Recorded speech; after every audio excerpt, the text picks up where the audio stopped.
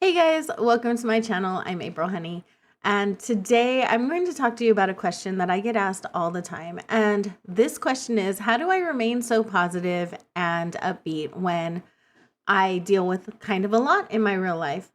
And the answer, I had actually recorded a 15-minute video telling you guys everything that I go through and how I deal with things. And then I realized, you know what? First, the audio got messed up and I can't use it because I ended up sounding like a robot in some places. OBS decided, no, not today. So I had to go ahead and toss it. But it got me to thinking, and the answer is simply two things. It can be broken down into two things. One is acceptance, accepting without being attached to the way people around you behave. Sometimes people are going to hurt your feelings, whether it's intentional or not. Sometimes the world is going to happen to you. You could end up in a wheelchair, like accidents happen, things can happen. And accepting that the world can happen, life can happen to you, and accepting that, being okay with moving on. Acceptance is a good part of moving forward, right? So I'm in a wheelchair. There's nothing I can do about that. So I just accept it and I move forward. If I spent my whole life riling against it, trying to find ways to get out of the wheelchair, even though my doctors say it's not possible, then I'm really, really going to spend a lot of my life being very unhappy trying to do something that's not going to work. The same with other people. If I spend my entire life trying to get people to see me or refer to me a certain way because that's what I want, then I'm going to waste a lot of time and energy because I can't control what anyone thinks. I can't control how anyone behaves. I can't control how anyone acts. Now, I can request for people that are close to me, for people who know me very, very well. I can request that they maybe don't do XYZ that hurts my feelings. At the end of the day, I can't control whether or not they do it.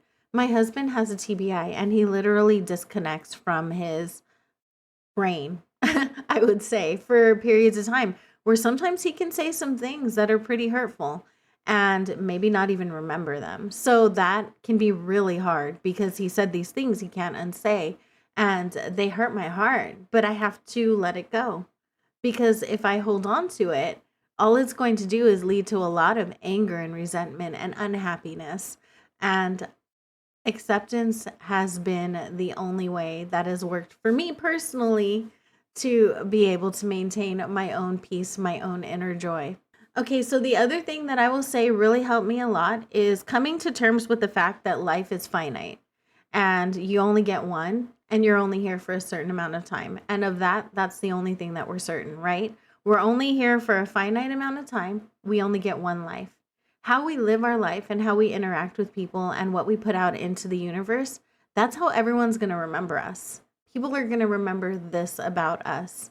If we're showing up complaining all the time, if we're always unhappy, if we're always miserable, if we're always putting our unhappiness on other people and just being like, I'm okay, and then waiting for people to ask what's wrong so that we can give them the big elaborate story of what's wrong, then that's all they're going to remember us by. How you live your life is your legacy. That's what people are going to remember about you. That, like, my grandmother was disabled my entire life. And I don't remember that she wasn't able to go to the park with me. Like, I realize it now as an adult, but as a child, I didn't care she couldn't go to the park with me. I didn't really care that she couldn't walk. I really just didn't care about any of that. What I cared about was that she had a hug and a smile for me every time I got home from school. That was important to me. That was what mattered. And her smile is what lived on in my brain. Her smile is what anyone will tell you that they remember about her.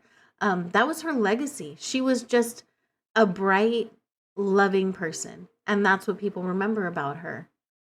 It's one of those things, like how you live your life is how people are going to remember you. Okay, so that really hit home for me because I have a lot of kids. And do I want them to remember me laying in bed and just giving up? Or do I want them to remember me fighting on and smiling and giving them love and hugs and doing what I can with them?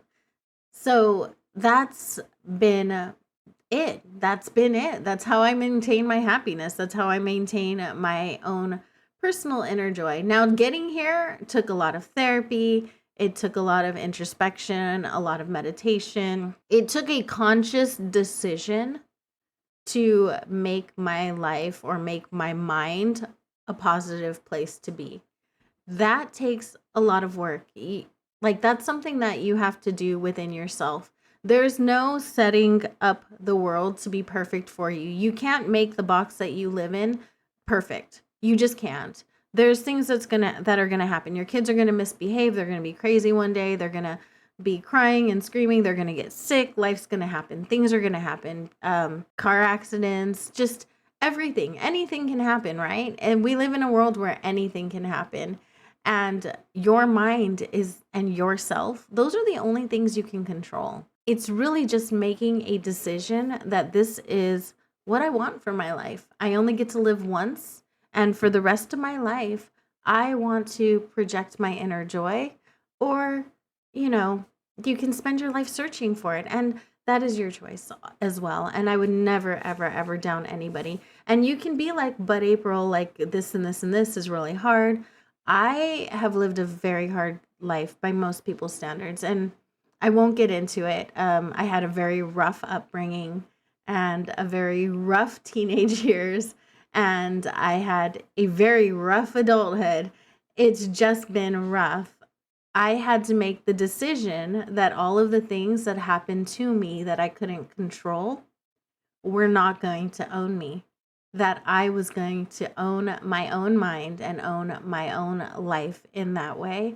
And that I was going to decide what I allow in and out of my mental space. That was just a choice that I had to make one day. And it was something that I talked to my therapist about, and, just how to process things and how to deal with things. I don't think we're used to dealing with things anymore. We just kind of want everyone to bend to our feelings, but we're not really taught how to deal with our feelings. And I think that's the thing going to therapy does. It helps you learn to deal with your own feelings so that you can move forward. And that's the thing, moving forward, right? You can feel sad and you can have a bad day. I most definitely have bad days, and I most definitely feel sadness, anger, all of the things that everybody else feels. It's just deciding not to live there. That's all. That's it. I know it sounds super simple, and it's not. It's so complicated, and it's such an individual journey, and I wish you all the best in your personal journey. And if there's anything I can do to help, feel free to contact me. And I hope you guys are having an amazing day. I know you can be anywhere in the entire world, and you chose to hang out with me for just a little bit, and I appreciate you for that. I will see you in the next one. Bye, guys.